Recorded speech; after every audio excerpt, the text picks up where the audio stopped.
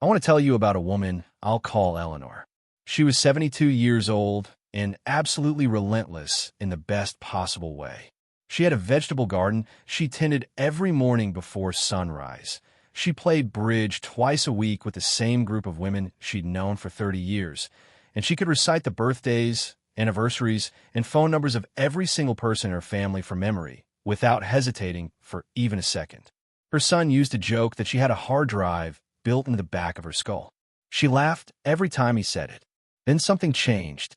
It started small enough that nobody caught it right away. She started losing her keys more than usual. Then she forgot a bridge game she'd attended every Tuesday for 6 years. Then one afternoon, her son found her sitting in her car in the driveway, engine off, unable to explain why she'd gone outside in the first place. Within 8 months, 2 different specialists had used the phrase early-stage dementia in conversations that her family described as the most devastating moments of their lives. But here is the part of this story that changes everything. Nobody had looked at her medications. When a comprehensive review was finally conducted, when every prescription bottle, every over-the-counter product, every supplement she took daily was laid out on a table and examined together as a system rather than as separate, isolated decisions, the picture became very clear. Eleanor wasn't losing her mind to a disease. She was losing it to her medicine cabinet. And over the course of several months, under careful medical supervision, as certain medications were reduced or replaced, Eleanor started returning. The vegetable garden came back. The bridge games came back. The laughter came back. This is not an unusual story. Versions of it happen every single day in homes and hospitals and care facilities across the world, and the people experiencing it almost never know what is actually causing it. What follows is a thorough walkthrough of the medications most commonly responsible for this kind of invisible, preventable cognitive damage in older adults. This is not a call to stop taking anything. Please do not make any changes to your medications without involving your physician. What this is a call to ask better questions, advocate more loudly, and understand what is going into your body and what it may be quietly doing to your brain. The first category worth understanding involves a common ingredient hiding in products most people consider completely harmless. It's found in nighttime pain relievers, over-the-counter sleep aids, and allergy tablets. The ingredient is called diphenhydramine, and if you've ever taken a product with the word PM or nighttime in its name, you've taken it. It belongs to a class of drugs called anticholinergics, and that word is important enough to remember because it will come up repeatedly. Anticholinergic drugs work by blocking a neurotransmitter called acetylcholine, which is the brain's primary chemical for forming and retrieving memories, sustaining focus, and keeping mental processes running smoothly. When you're in your 30s, your brain has significant reserves of this chemical. When you're over 60, those reserves are naturally lower. Regularly blocking what remains with a nightly sleep aid creates a measurable deficit. Research has shown that older adults using this ingredient consistently show elevated risk of cognitive decline over time, with brain imaging revealing actual reductions in volume in memory-related structures. The real danger is that most people never associate a common, inexpensive, over-the-counter sleep product with brain damage. It simply doesn't occur to them. Another widely overlooked source of cognitive risk comes from a category of medication taken by tens of millions of people for acid reflux. Proton pump inhibitors, commonly known as PPIs, are among the most prescribed medications on Earth, and the majority of people taking them were originally told they'd need them for only a few weeks. That short-term course quietly became years, sometimes decades, with no one ever revisiting the decision. The mechanism of harm here involves a nutrient. Stomach acid, which these medications suppress, plays a critical role in absorbing vitamin B12 from food. B12 is not optional for a functioning brain. It supports the protective sheath around nerve fibers. It is involved in the production of neurotransmitters, and its deficiency produces symptoms so similar to early Alzheimer's disease that the two are genuinely confused by experienced clinicians. Large-scale studies examining tens of thousands of older adults have found significantly elevated rates of dementia diagnoses among long-term PPI users compared to those not taking them. Some research has gone further, suggesting these drugs may also directly influence the accumulation of toxic protein deposits in the brain, the same deposits that are a defining feature of Alzheimer's pathology.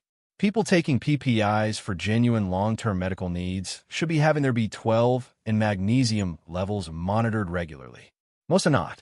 Bladder control medications represent another category that causes quiet, serious damage that almost never gets traced back to the prescription. Overactive bladder is a real and genuinely distressing condition. It disrupts sleep, creates anxiety, and limits people's lives in ways that are hard to overstate. When a doctor offers relief in the form of a prescription, patients accept it gratefully. What they are rarely told is that several of the most commonly prescribed bladder medications, particularly an older compound used for decades, are among the most potently anticholinergic drugs in regular clinical circulation. They don't stay in the bladder. They cross into the brain with ease and interfere directly with the very acetylcholine systems responsible for memory and learning. Studies have documented measurable physical reduction in hippocampal volume, the memory center of the brain, in long-term users of these compounds.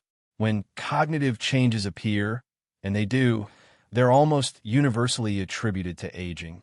The medication is never questioned. Newer alternatives exist that work through entirely different biological pathways and carry dramatically reduced cognitive risk. The problem is that patients don't know to ask for them.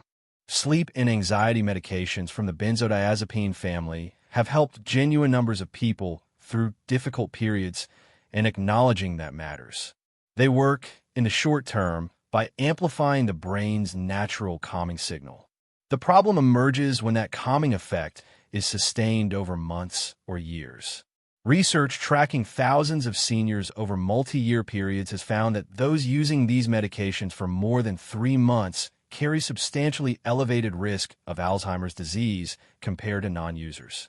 The biological explanation involves a concept called neuroplasticity, the brain's capacity to form new connections, adapt, and learn. When the brain's calming system is chronically amplified from outside, the brain begins reducing its own internal activity in response. It effectively stops working as hard because it doesn't need to.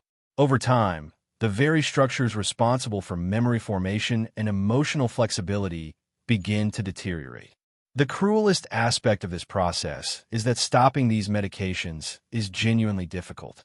The rebound anxiety and insomnia that emerge during withdrawal are often worse than the original symptoms, which makes the medication feel necessary even as it contributes to the problem. Cholesterol-lowering medications, which have without question saved millions of lives and remain appropriate for many patients, carry a nuance that most prescribing physicians do not discuss. The brain is nearly 60% fat. Cholesterol is not a villain in neural tissue. It is a structural requirement. It forms the insulating layer around nerve fibers that allows signals to travel quickly. It is involved in the formation and maintenance of synapses. When systemic cholesterol is aggressively reduced, there is a subset of patients, particularly older ones on higher doses over longer periods, in whom the brain's own supply falls below what is needed to maintain its architecture. Regulatory agencies have acknowledged this concern in official labeling updates. Not all cholesterol medications carry equal risk. Those that cross more readily into brain tissue are associated with more cognitive side effects than those that stay primarily in the bloodstream. Patients experiencing brain fog or memory changes while on these medications have a meaningful conversation to have with their physicians about whether a different formulation might offer the same cardiovascular benefit with less neurological impact. An older class of antidepressant medications, still frequently prescribed for nerve pain, chronic migraines, and sleep, carries one of the highest anticholinergic profiles of any drug in routine clinical use. Patients receiving it for pain in their feet or for headache prevention are rarely told it was originally developed as a psychiatric drug or that its affinity for the brain's memory systems is among the highest of any commonly prescribed compound. A decade-long study of thousands of older adults found that cumulative exposure to this medication was associated with more than a 50% increase in dementia risk. What made the findings particularly troubling was that the damage was not simply proportional to dose. Even modest, steady exposure over years produced significant cumulative harm. The symptoms it causes, difficulty finding words, trouble with sequencing, an increasing inability to hold complex thoughts, are indistinguishable from what most people would describe as normal aging. The medication gets no scrutiny. Tom gets the blame. Antipsychotic medications were developed for serious psychiatric conditions, and in those contexts, they serve an important clinical purpose. What is happening in long-term care settings across the developed world, however, is something different. Elderly patients who are confused, restless, or difficult to manage are routinely prescribed these medications not because they have psychosis, but because they are disruptive in understaffed environments. Regulatory bodies issued strong warnings about this practice years ago, noting elevated risk of death in elderly dementia patients given antipsychotics for behavioral symptoms. Those prescriptions continue regardless. The neurological consequence involves the suppression of dopamine, a chemical central to motivation, movement, executive function, and emotional life. When dopamine is chronically suppressed in an aging brain, what follows is not calm. It is a flatness, a slowing, an erosion of the self that families watching from the outside often interpret as the disease progressing. Large studies have found that elderly patients given antipsychotics for behavioral symptoms were dramatically more likely to experience accelerated cognitive decline within the following year, even those with no prior dementia diagnosis. Families of anyone in a care setting receiving these medications deserve direct, specific answers about why they were prescribed, what alternatives were attempted, and what the plan is to discontinue them. One antidepressant deserves particular attention because it is classified alongside much safer cousins, and that classification creates a dangerous false sense of security. It belongs to the same family as medications widely considered safe and modern, but unlike its relatives, it carries significant anticholinergic activity that separates it entirely from the others. While most medications in its class leave acetylcholine systems largely undisturbed, this one interferes with them in a manner that more closely resembles the older, more dangerous compounds. It appears on official lists of medications considered potentially inappropriate for older adults, maintained by major geriatric medicine organizations, specifically because of this cognitive concern. It is frequently prescribed to older adults for anxiety and depression, which means it is routinely given to exactly the population most vulnerable to its effects. Switching to an alternative within the same medication family typically offers equivalent therapeutic benefit with a dramatically different cognitive risk profile. Now, the most important concept of all, every medication described above, taken individually, might cause only subtle, barely perceptible effects in some people.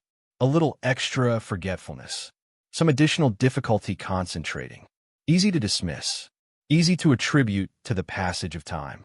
The real danger, the one that most physicians and pharmacists are not systematically watching for, emerges when several of these compounds are taken simultaneously. The average person over 65 in most developed countries takes 4 or more prescription medications daily. Many take 6, 8, or 10, prescribed by multiple physicians who may not have full visibility into each other's decisions, supplemented with over-the-counter products and supplements chosen independently. When several of those medications carry anticholinergic properties, the effects do not simply add to one another. Evidence suggests they compound in ways that dramatically exceed the individual contributions. Studies tracking hundreds of thousands of older adults over extended periods have found that those with the highest total anticholinergic burden, calculated using validated clinical scoring tools, carry more than double the normal risk of developing dementia over a decade. Double. From pills that none of their doctors had ever flagged as concerning in terms of brain health. Picture an older woman who takes a nighttime sleep product containing diphenhydramine, a bladder medication, an older nerve pain compound, and a daily heartburn pill. Each of those was prescribed or recommended by a different provider. Each one, in isolation, was considered appropriate. Together, Her total anticholinergic burden may fall in a range clinically associated with serious dementia risk. And not one person, not a physician, not a pharmacist, has ever calculated that number for her. This is not a hypothetical scenario. This is a description of millions of real people right now. The medical term for this is polypharmacy, and specifically anticholinergic polypharmacy, and it may be the most widespread, most underdiscussed, most preventable driver of dementia-like symptoms in older adults anywhere in the world today. The reason this matters so profoundly, beyond the obvious tragedy of watching someone's mind erode, is that drug-induced cognitive decline is frequently reversible. When the medication burden is identified and systematically reduced under proper supervision, many patients recover meaningful amounts of the mental clarity they had lost. Not all of them, and not always completely, but often enough that the recovery is dramatic enough to be called remarkable by the people witnessing it. The brain is not a passive, fragile thing. It is adaptive. Given the right conditions, it heals. The practical steps from here are straightforward. Write down everything being taken, every prescription, every over-the-counter product, every supplement, every occasional sleep or pain aid. Research each item using the Anticholinergic Cognitive Burden Scale, which is a free, publicly available scoring tool. Schedule an appointment with a physician using the specific phrase medication review to assess anticholinergic burden. Ask explicitly about deprescribing, the intentional, supervised process of tapering medications that are no longer necessary or that carry unacceptable risk. If those concerns are dismissed, seek a second opinion from a geriatric specialist or a geriatric pharmacist, a real and important specialization that exists precisely for this kind of comprehensive review. Eleanor is doing her crossword again. She is back in her garden before sunrise. She's back at the bridge table on Tuesday afternoons. Her son no longer makes jokes about hard drives because the relief of having his mother back is still too recent for anything to feel light about it. What happened to her was not inevitable. What happened to her was preventable. And for the people it hasn't happened to yet, it still is.